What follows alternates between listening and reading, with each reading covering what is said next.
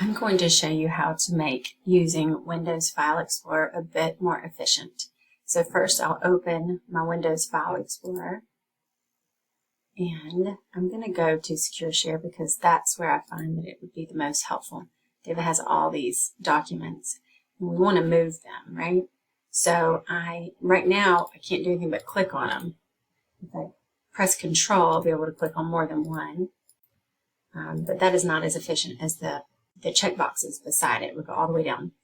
So I'm going to go to View once I open my Windows File Explorer.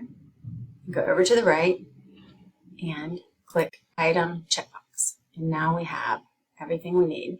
So I'm still going to click Control because it just helps me. And then I can right click and place it in the right place. What was that here? Okay.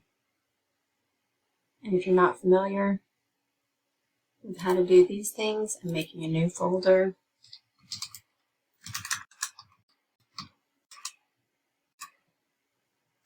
And I right click here and paste. And it's gone from there. All right, thank you.